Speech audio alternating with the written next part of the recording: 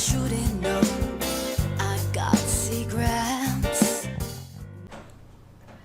Good morning, Stephanie Kammerman, the Stock Whisperer, here with today's daily dark pool whispers for March. Yes, it is March 2nd, 2020. A lot of twos there.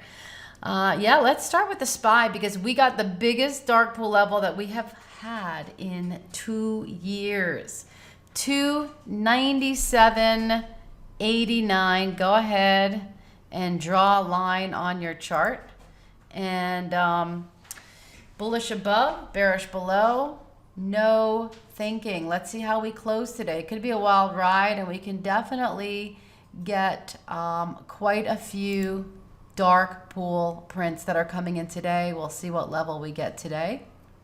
But absolutely, draw that line, 297.89. So bullish above 298 today, and bearish below 292.50 for the SPY. All right, we'll see if we are going to come down here on this weekly chart. Yep, we could, or they're buying and we'll move up. But let's just be patient. Yeah, use it as a level. Keep yourself out of the trade. No thinking, no nothing. Turn the television off and just read the tape. All right, E-minis, bullish above 29.82.50, bearish below 29.20. We are approaching that level right now. IWM, bullish above 147.50 and bearish below 145. And guess what we had? A massive level, 149.13. In this case, the trade is a retracement to it. That's why it says 149.13, retracement, dark pool, and 4 EMA. So sometimes I'm bullish way above it, and sometimes I'm bullish below it with a target of the dark pool. They like to play print pong. So depending on where it's sitting is where I'll do those levels. It doesn't mean I'm bullish. It's just a retracement trade. If we close above 149.13, yep, then we're bullish because we are above massive dark pool activity. Let's go to the Q.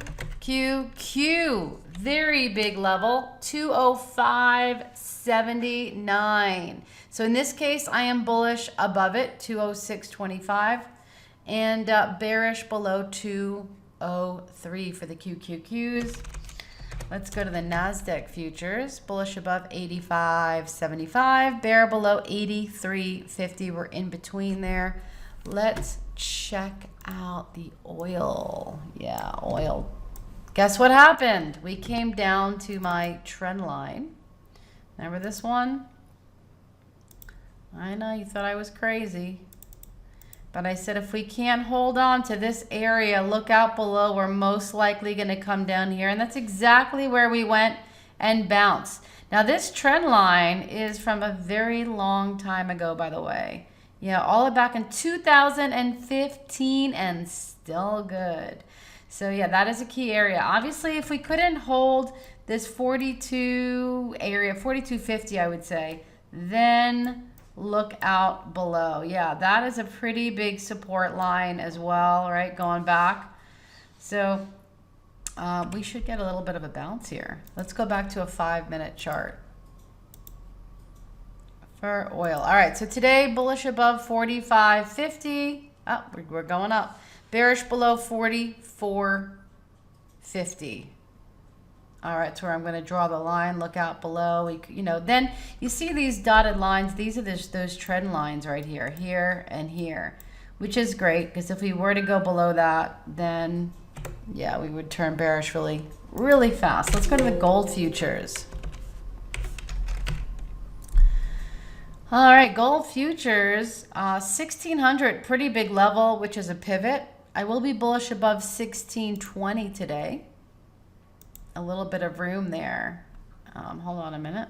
Let me just move this out here. Yeah, so we did come down to this lower trend line on my weekly chart, right? And we took a little bit of a bounce. So we're in between two pretty big levels here for gold, here and here. So are we going to go back up and test the tops? I don't know, but we're going to be bullish above 1620 and bear below 15 95. All right, let's go to the individual stocks. Definitely have to look at those. Let's put this back. Back to a 5 minute. All right. Yeah, let's start with the financials. XLF. Yeah, we had some pretty big dark pool activity recently at 26.54. So that's why I'm going to be bullish above 26.60 and bearish below 26 for XLF. Definitely lots of volume. Now you can see on the weekly charts, when we start to make big moves, you really want to look at the weeklies to see where these big moving averages are. And you can see the 200 is about 25.75. So there's still a little bit more room before we hit that guy. Let's go to emerging markets. We had a big 4 million print at 41 last week. And that's pretty big. I don't pay attention to the small ones, but 4 million definitely caught my eye. So only bullish above 41. If we do close above that, bearish below 40. And we are at a major level on the weekly chart, this VWAP. We hammered it last week, but if we close below that, look out below for emerging markets, Brazil, Russia, India, and China. Okay. USO had lots of prints. Yeah, last week. 971, 985, 995, 999. We are below all of them. So I'm only going to be bullish if we can close above it. Now, a lot of times they splash it in the opposite direction of the true intended move. So I'm waiting to see if we can close above that. That's the only way I'm going to be bullish on USO. However, if it starts to move down, bearish below 935. GDX, we had some dark pool activity at 28.48. We shorted that in boot camp off that level. And then we had some smaller prints that I wrote here. So today we could have a retracement to that big print. So bullish above 27.25, bearish below 26.75. If we do start to head down again, that's going to be bearish. Let's go to Carnival. CCL, bullish above 31.50 for a retracement trade back to the pivot and the 4 EMA. And if it starts to turn down, bearish below 30 for CCL. JD had pretty wide levels, as you can see today, because I am expecting some wild moves. JD, bullish above 41 and bearish below 39 for JD. AMD, we're going to be bullish above 47. Let's just check this out a second. Yeah, for a retracement trade to the 8. You can see we've already done that. It might head on back there. And bearish below 44.80. We are below massive prints, about 5 million in total on AMD, by the way. So it's just a retracement trade. I would only turn bullish if we could close above most of these dark pool print levels that I have there for you. Let's go to BAC. Bearish below 27.80. Yep. There's a buyer at 27.71, by the way. Let's see if he's still there. Yeah, he's still there. Yeah, it's a really key level. See if if we could go below that.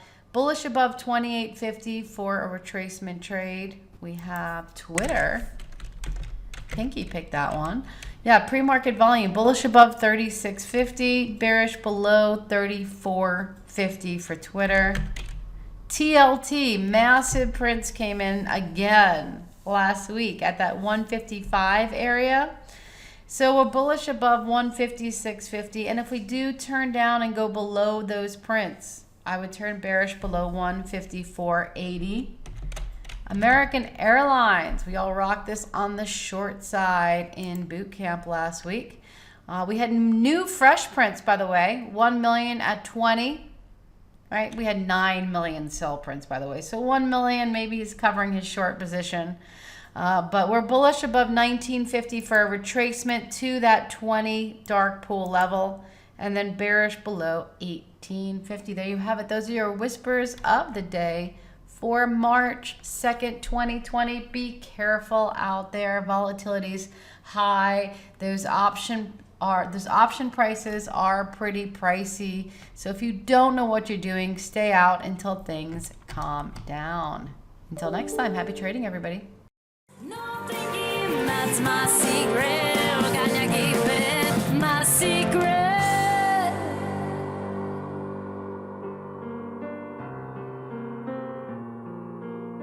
My secret.